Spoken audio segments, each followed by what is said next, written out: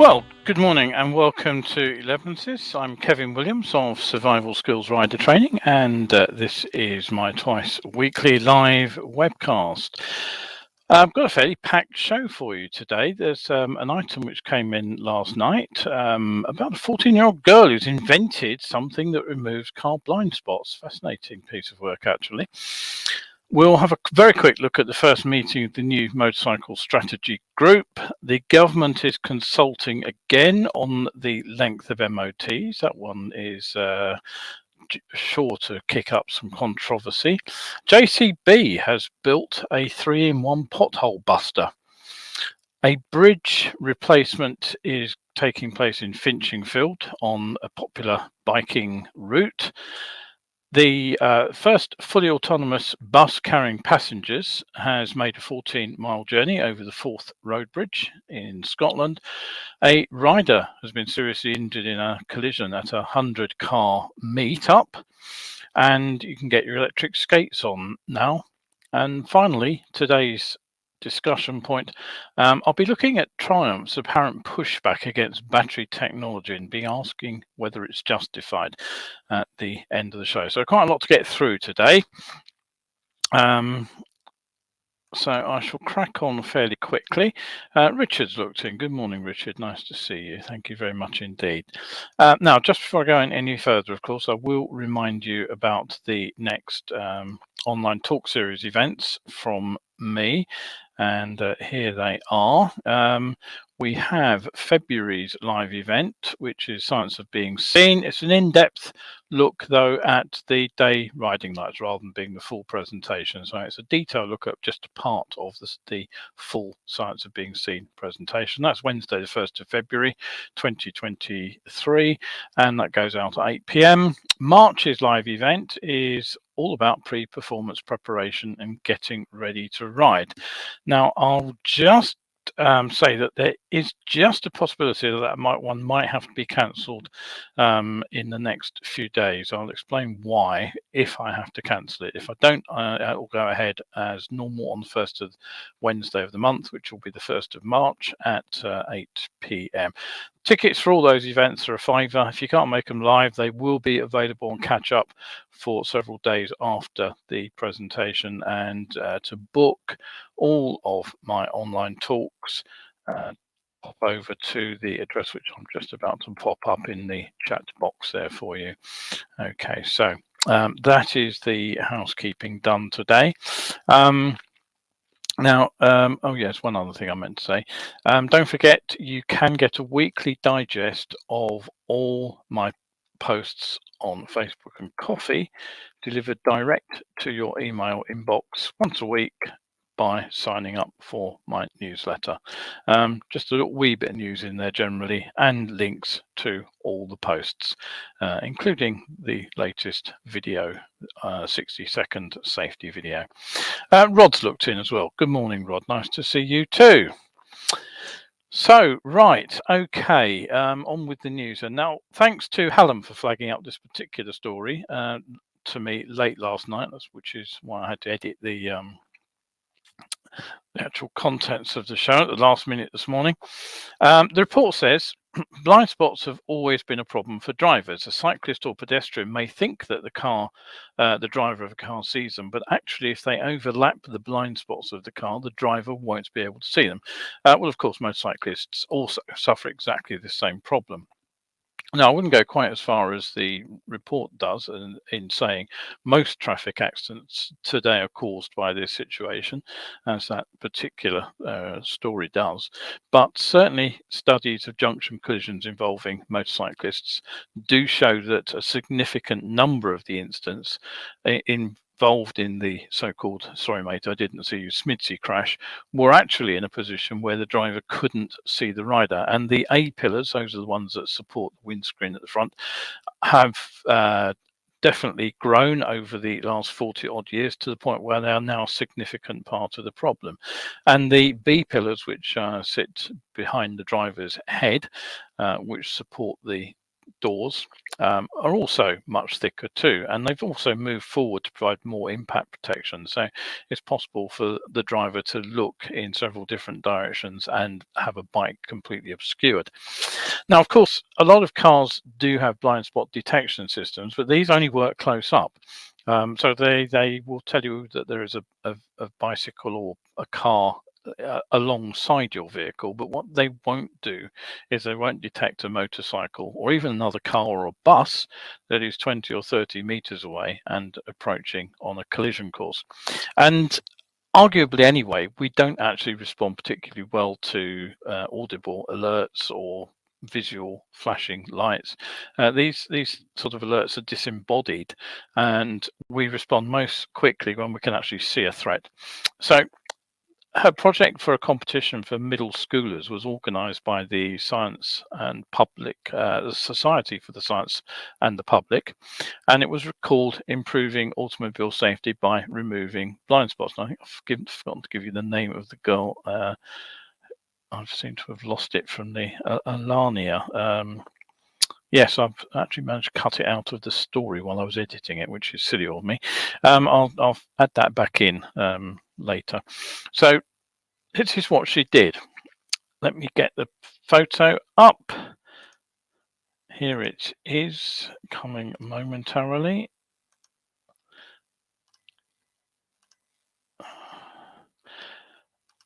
So as you can see, the vehicle which would be in the blind spot of the A pillar is actually filled in, and this is how she did it. She basically used a blind spot projector.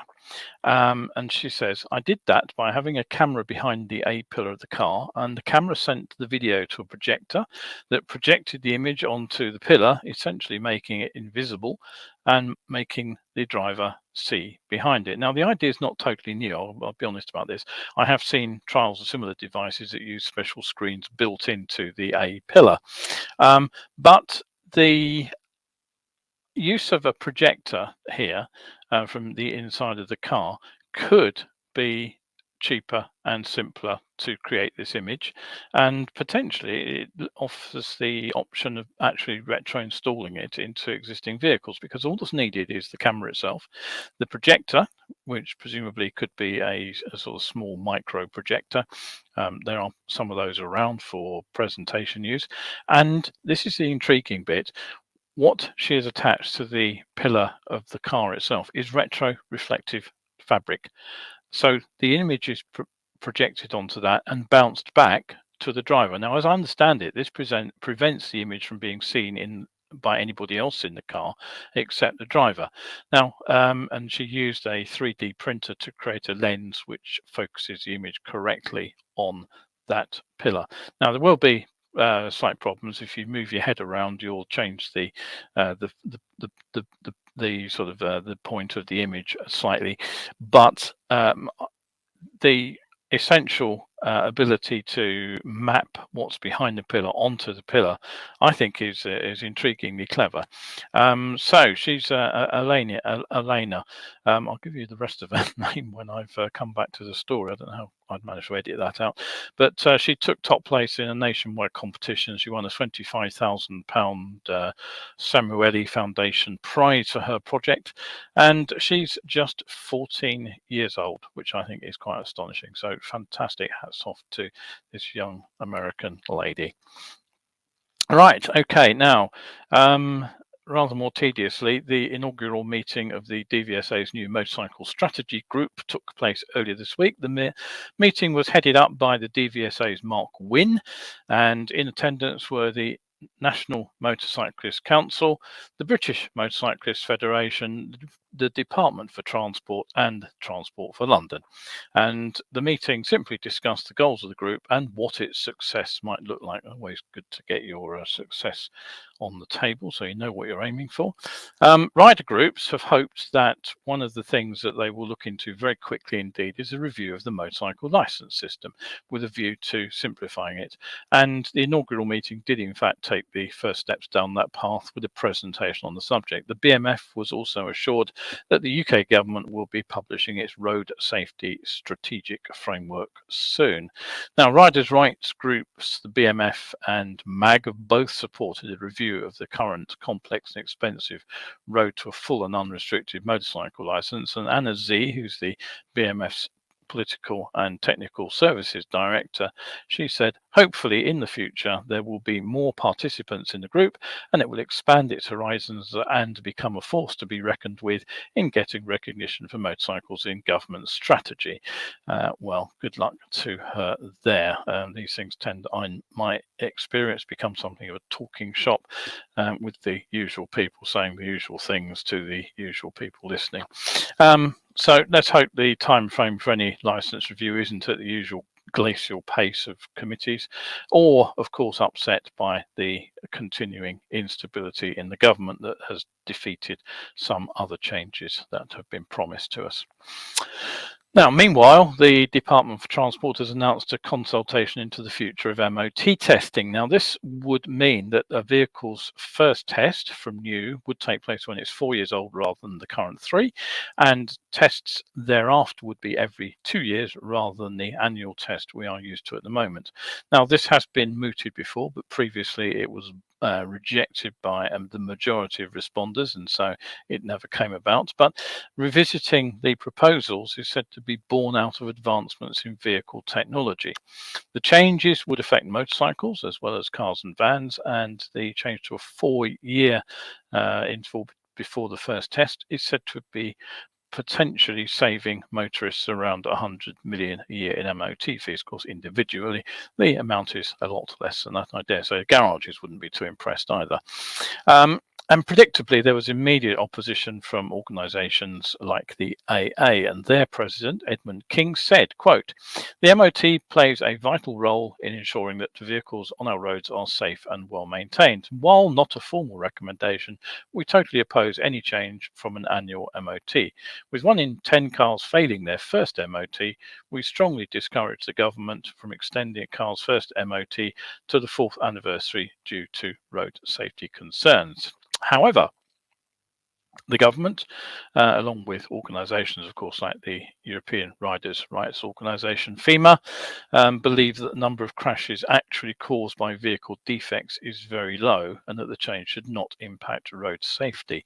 And I would say, of course, that one of the major reasons for failing an MOT at the moment are tyre defects, which are caused by the road surface rather than any incompetence or on the part of the car owner.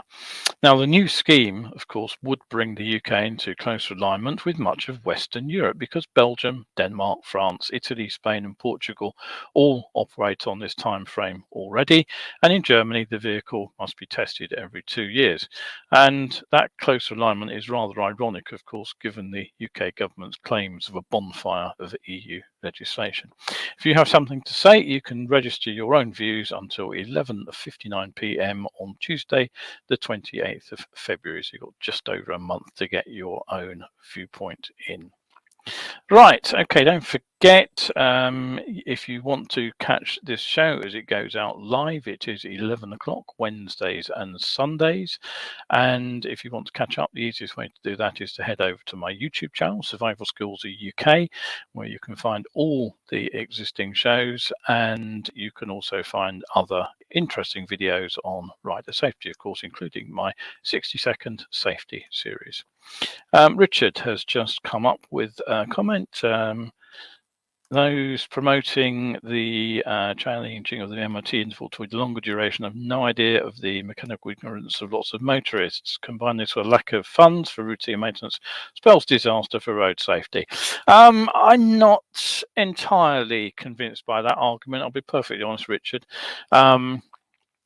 Yes, I agree that many drivers don't really understand what's going on in their car, but frankly, I don't think the MOT will tackle some of the things that can go wrong with a car. Yeah, it checks lights, it checks tires, it checks your exhaust system hasn't fallen off, that kind of thing. It checks your brake pads. I will agree there are routine inspections, which are good things to have. But I think a lot of people do get their cars serviced fairly regularly. There'll always be some people who skimp on servicing, and I don't know that you can do a great deal about that. And of course, as people continually remind us, the MOT is valid for the day it's issued. You have no idea what's happened the day after. You know, I have had to replace a tyre recently on a car, literally within days of fitting the damn thing, because of a pothole incident. Right, okay, so moving on, potholes. Yes, recently the Asphalt Industry Alliance, they found that though councils have had increases in their budgets to fix potholes, they say that road conditions have yet to see any significant improvement. And they say the reason is that this extra maintenance funding has actually gone to cheap fixes as opposed to long-term solutions to pothole problems. So that means in many cases the council, when they proudly proclaim they have fixed X number of potholes in their area, are actually fixing the same pothole over and over again. That certainly happened around the corner from me, where there's been a big pothole near a set of traffic lights, and that one reappears about every 3 or 4 months on average. But maybe there is now hope for a better fix.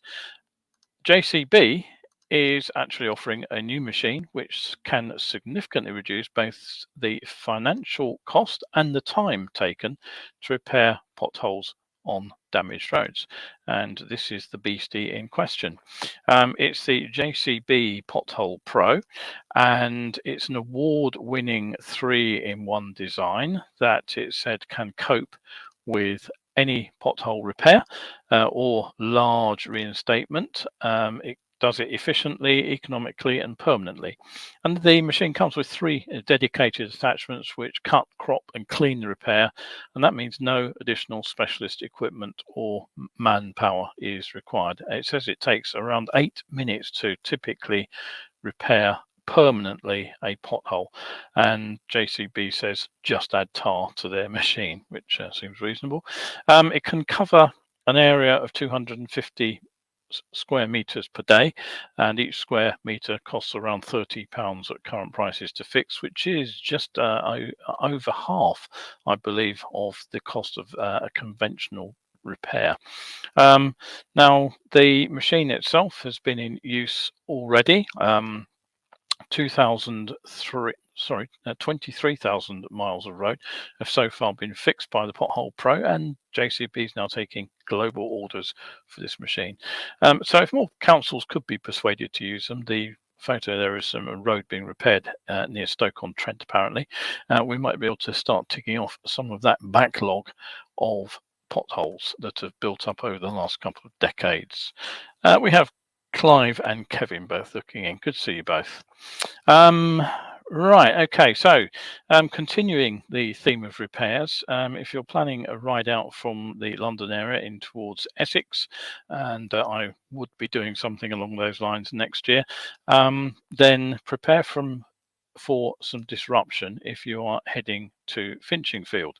Now, as you can see, I actually use the route through the village on my Essex Performance Benz training routes, and this particular photo was taken on a fairly chilly March day, and just behind us is the iconic bridge and the windmill as well.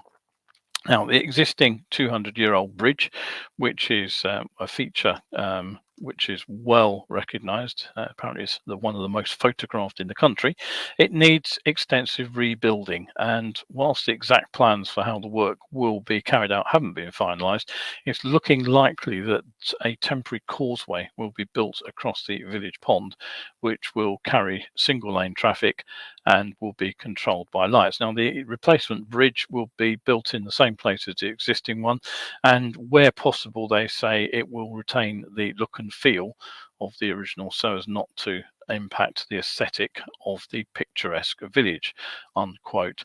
They're apparently looking to source authentic bricks for the construction. So the parish council expect the work to take months, and it's likely the area used by bikers to park around the village green will become unavailable because works equipment will need to be accommodated in the immediate area. So, okay, what else have I got to tell you about? Well, just quick reminder, if you want to support me for producing these shows, which I'm very grateful for those who do, you can drop me a coffee on my page, coffee.com/survival skills, and you will get also access to hundreds of better biking articles. If you become a regular subscriber from just £3, you can access additional content too. So you can become a one-off supporter or a regular subscriber. Choice is yours. Now I've got one comment here. Did we go through Finchingfield on our ride the other year? We did indeed, Hallam. Yes, indeed we did. Yeah, it's a pretty little village with the narrow bridge and the lovely green outside it. Okay, so talking of bridges, a fully autonomous stagecoach single-decker bus has made its first run over the Forth Road Bridge near Edinburgh. It's the first trial of a full-size self-driving bus carrying volunteer passengers on public roads. Now, the test followed successful trials which have been taking place, firstly at a depot, then on a test track, and a virtual simulation. I'm not quite sure how that works, how you can drive a full-size bus with a virtual simulation, but hey ho, I'm sure they figured it out. A self-driving microbus has already been tested on a 2-mile loop near Inverness, but that had to be driven manually at the flagship launch due to software issues. The stagecoach bus actually ran fully autonomously, and it will be used to run timetabled services between the park and ride in Fife and the Edinburgh Park train and tram interchange. And it's over a predetermined 14-mile route. It will be mixed traffic up to 50-mile-per-hour speeds. A driver will be on board to monitor the system, and 5 buses will eventually be in operation. Now, rather bafflingly, there's also a bus captain. What a wonderful title that is. What is your job? I'm a bus captain. The bus captain will be there apparently to help passengers with boarding and buying tickets. I think we used to call them conductors, didn't we, years ago? And ironically, they vanished years ago as staffing cuts meant drivers handled the ticketing. So I wonder why they feel the need to have 2 staff on board, maybe to handle emergency evacuations. Who knows? Right, cracking on. A motorcyclist has been seriously injured in a crash at what police described as an organised 100-car meet. Now, this was on an industrial estate in Rotherham last Saturday night. South York's police said a motorcycle and a VW Golf collided around 8:30 in the evening, and subsequently a 23-year-old man believed to be the driver of the Golf was arrested on suspicion of causing serious injury by dangerous driving, failing to stop after a collision, driving whilst over the prescribed limit for controlled drugs, and driving whilst unfit through drink and drugs. He remains in custody at this time and inquiries continue, said the spokesperson. And not surprisingly, the police are also asking for dashcam footage or mobile phone footage, and you can submit that anonymously if you wish. Okay, so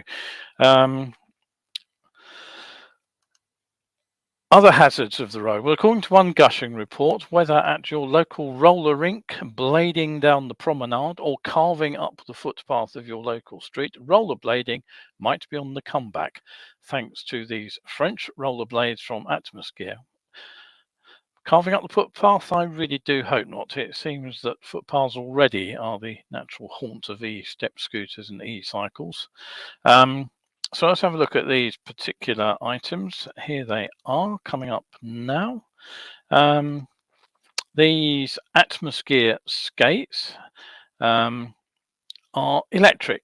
And Atmosphere is a French startup. It was founded in 2019, and they just unveiled these inline skates at a huge consumer show at Las Vegas.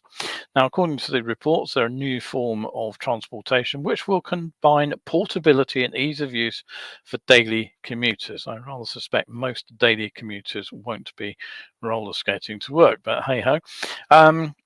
In case you're wondering, each skate is powered by a 1 kilogram battery that lives in a fanny pack, and right now it's connected by wires that run down your trouser leg, and everything is operated by a handheld remote. Now, range is said to be up to 20 miles when used in assistive mode, as the rider, skater, whatever you call him, actually propels the skates themselves. But there is also a fully powered mode where you can just sit on or stand on the things and ride along. Recharging is said to take an hour. The battery provides 20 watts of power, and they have a maximum speed of no less than 20 miles per hour. Atmosphere's founder, Mohammed Soliman, he said, "My goal is for everyone to go skating again because it's so much fun. Every time you see people skating, you see them with a big smile. Well, you might not see the people on the pavement smiling as the electric rollerblader zips past at 20 miles per hour. I suspect they'll be rather less than happy." You can buy the Atmosphere pre-installed into a set of skates already, or you can buy them as a kit, which will fit most inline skates, where you switch out the middle wheel for the powered one. Atmosphere is now accepting pre-orders, no less than €500 for the skates, or the complete kit for 550. And they're working, God help us, on an even faster version that can reach up to 40 kph, which is 25 miles per hour. Right. Kevin talks about the double-decker bus crash with a motorcycle. I didn't actually report that. I did see it. That was in Somerset. It was on the route to Hinkley Point nuclear power station. Basically, I didn't really report it because I couldn't find out what had happened. All that it said was a bus had been involved in a crash, a rollover crash, and a motorcycle was involved. So I don't know exactly what the circumstances are. Rod says, a self-driving bus with standby driver and conductor doesn't sound like it has a basis of logic, unless this is to improve customer confidence until it proves itself. Yeah, that would be my guess. It is on a controlled route, so the bus shouldn't get lost. But even so, it's interesting. It'll be interesting to see whether it manages to stay out of trouble as it does its route. Right, now settle yourself down for the in-depth bit at the end of the show.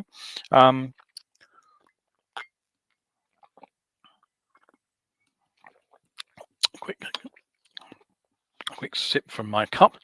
Now, last week I reported on an article which had been published on the Crash.net series of websites that quoted from an interview that they had with Steve Sargent of Triumph. And he appeared to be suggesting that by focusing on electric power, quote, we're kidding ourselves. And he went on to imply that the technology that exists today, the battery packs are relatively heavy, and the technology at the moment limits the amount of range you can get. Well, I can't argue with that. But as I said last week, never say never. He implied that it would never get better.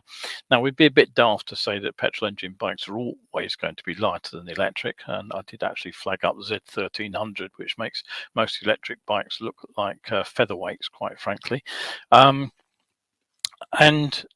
the arguments that petrol will always be faster is also a bit daft, because at the end of the day, electric bikes are very close to the beginning of their evolution compared with the internal combustion engine, which is well over 100 years old. And I looked at the performance of Triumph's own TE1, which contradicts much of what Sargent actually said. Finally, I pointed out that the demands of a MotoGP bike admittedly can't be matched by the Moto E machine, which Ducati are rolling out. More on that one next week. The electric racer is heavier, slower, and goes a much shorter distance, but we don't need MotoGP performance in an electric road bike. Now, Sargent then moved on to talking about alternative fuels, having said that electricity is not a solution. And In fact, a minimum of 40% non-fossil origin fuel will be mandatory for the MotoGP races in 2024, and that'll rise to 100% non-fossil fuel origin for the 2027 season. Biofuels and synthetic fuels will both be eligible. Now, biofuels are made from vegetable matter of some sort. Synthetic fuels are made by a chemical process from some other source. I'll come on to that in just a moment. Now, he said that Triumph's work on the Moto 2 engine that they've been developing, which is now due to run on E40 fuel, shows no degradation in performance with what he talked about as sustainable fuel. Now, a similar level of performance really isn't very surprising. As Sargent already pointed out, if you get the octane rating the same and the calorific value, which is basically the amount of heat that you would get from burning similar quantities of both fuels, if they are the same, then the biofuel, the synthetic fuel, and the standard fuel will produce the same amount of power, so you should get a similar engine performance. So Sargent says we're reasonably happy with what we're seeing so far from their 40% synthetic fuel. So he says, I think in terms of making the championship greener, for want of a better word, that's definitely an easier thing to achieve through sustainable fuels than electric, he was implying. Sounds good, doesn't it? Greener synthetic fuel doing the same job as petrol, refined from oil, pumped out to the ground.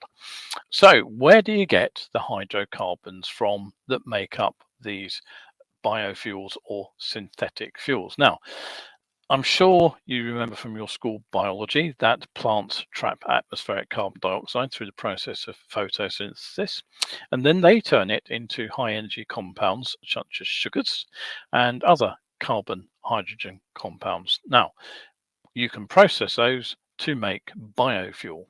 So in theory, at least, you could start growing crops specifically for the processing into biofuel. But there is a big but. Whilst the exact figures are difficult to determine, it's generally accepted that producing biofuels on a large scale would require very, very significant amounts of land.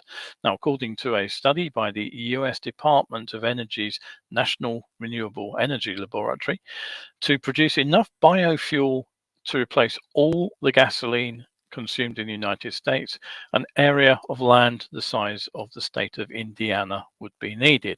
And this is assuming an average yield of 2,100 gallons, US gallons of biofuel per acre and a conversion efficiency of 85%. Now, another study by the International Energy Agency, they estimated that if all the land currently used for growing crops in the world were used to grow crops for conversion to biofuel, we would still only meet around 25% of the world's transport needs. So you can see there is a significant problem of simply growing crops. Now, for a while, some of the maize or sweet corn grown in the UK was used for the purpose of creating biofuel. But as far as I know, the production was strictly limited to supplying a few buses with biodiesel. Elsewhere in the world, other crops such as soybeans, sugarcane, and palm oil have also been used as a source for biofuel. Sugarcane, for example, you can make alcohol from very quickly indeed. But again, production is limited by the huge areas needed to power relatively few vehicles. So, if growing crops doesn't work, what other sources of biofuel could there be? Now, one plant that is being touted as a source for biofuel is algae. Now, algae, they include the sort of microorganisms that create the the algal blooms that you sometimes see on water, or the pond scum that you will be trying to scrape off every summer, as well as the bigger macroorganisms such as seaweed. Seaweed is a form of alga. Now, both kinds of these algae have the high potential to be biofuel sources because they grow very, very quickly, and you can also grow them in salt or brackish water. That's the sort of intermediate between fresh and salty water that you find in river estuaries, that kind of thing. They produce a large amount of biomass per unit area, and this can all be converted into biofuel. But we're still a long way from any kind of commercial production using algae. And there will be environmental concerns too. You can't simply fence off a large estuary and start feeding algae into it to grow without changing things within the water too. So what other sources are there? Well, one is waste products. The majority of the biodiesel that's actually in use in the UK is actually made from cooking oil, used cooking oil, and waste animal fat. But again, there is a very limited supply. According to the Department for Business, Energy and Industrial Strategy, the UK produced approximately 60 million litres of biodiesel in 2020. That sounds like a huge amount, doesn't it? 60 million litres. But in fact, it's 0.2% of the total diesel consumption in the country. And frankly, there aren't that many chip shops left in the UK that probably don't send their oil to be processed into biodiesel. And we haven't even started thinking about how much would be needed to power petrol engines. So, any other sources? Well, one of the things I'm hearing a lot about is the potential for conversion of leftover food scraps and agricultural waste. Now, this is not a new concept. It's been used in countries to produce biofuels. But again, we run up against the problem of how much waste is actually available. If you think about the agricultural waste, for example, you've actually taken a lot of the agricultural production away as usable products. So if the state of Indiana was required to power all the American vehicles, if everything grown was turned into biofuel, if you are only processing the waste, you're going to need a lot more space than Indiana. So that leaves us with the option of pulling CO2 directly out of the air. This is a technique known as direct air capture. And the captured CO2 would then be combined with hydrogen, and that would make a liquid synthetic fuel. So rather than producing a fuel from bioproducts, we're actually manufacturing it completely. The idea is that it's carbon neutral, of course, because when you burn your synthetic liquid fuel, you only put back into the atmosphere the carbon dioxide that you've already taken out, in theory at least. And also, in theory, the capture plant can be set up to process emissions from industrial processes, which would make them cleaner too. But there is a but, of course, it all takes energy, which we have to create somehow. So it's not totally clean. And then the chemistry leads us straight into another problem. You need hydrogen. And where does that come from? So guess what? The biggest source for hydrogen right now is fossil fuels.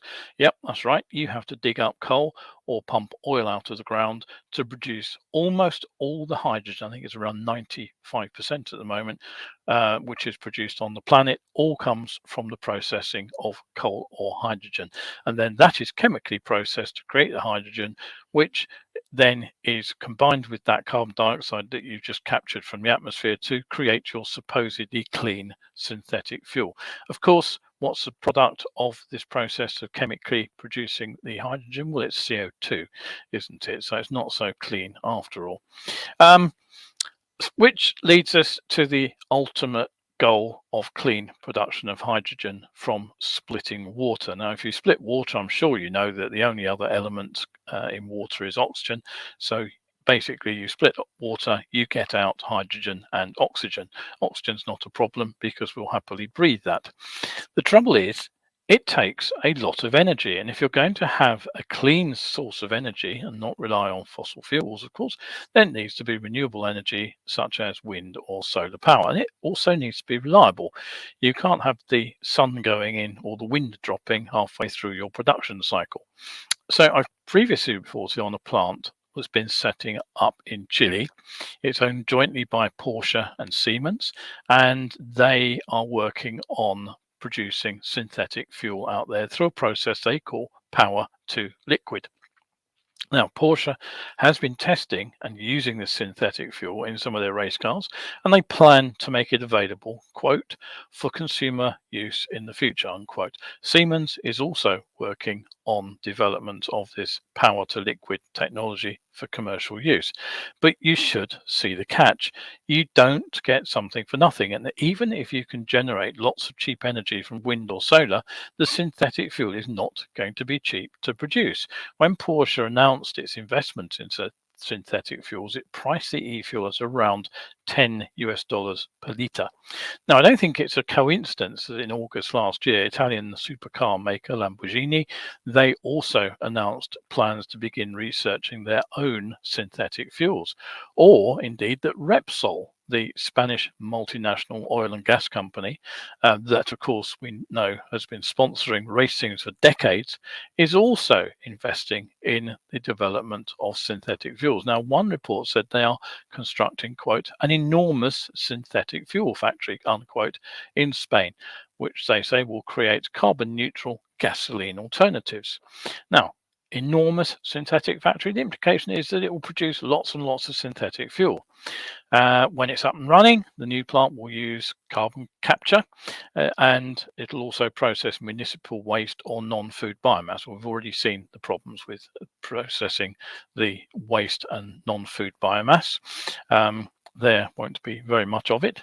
The Repsol e-fuel process is called Power to X, which involves the use of renewable electricity to produce these synthetic fuels. Testing for the fuel still in the early days, but like Steve Sargent, the Formula One car racing circus, they believe that once it makes it out of the lab, the experimental fuel can prove its worth in motorsport before, quote, trickling down to regular road users. Okay, now I said it was an enormous factory, didn't I? The company aimed to have the capacity to produce up to 1.5 million tons of e-fuels by 2030. And they will use that to power their own fleet of vehicles and also supply the aviation and maritime sectors. So what about the ordinary road user? Well, you're going to need a lot more than the 48 billion litres that Repsol believe that they can produce. If you get 21,000 litres from an acre, there are 23 million acres of land in Indiana. Repsol's output would be actually a fraction of a percent of that figure. So yes, the development of synthetic fuels is in its early stages, but right now it looks like synthetic fuels and biofuels alongside are destined for a very niche market. Anyone, I think, that's suggesting it's going to be a mainstream fuel that allows us to stretch our use of the internal combustion engine as we know it into the future is almost certainly stretching the reality.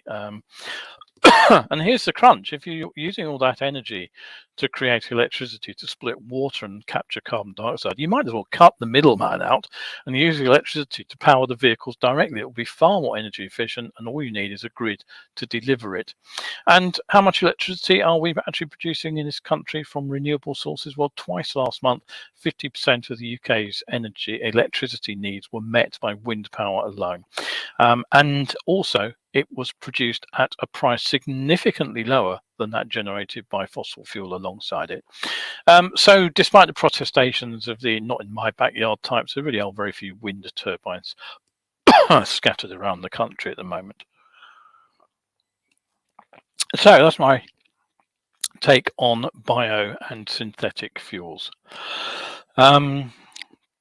And yeah, Rod has made the comment, are we about to see a repeat of the British motorcycle industry committing suicide by failing to accept progress like they did in the 60s and 70s? Excuse me. That's the very point I made last week, Rod. Right, well, I'm going to sign off before I choke to death. If you are out there today, enjoy your ride, be careful and stay shiny side up.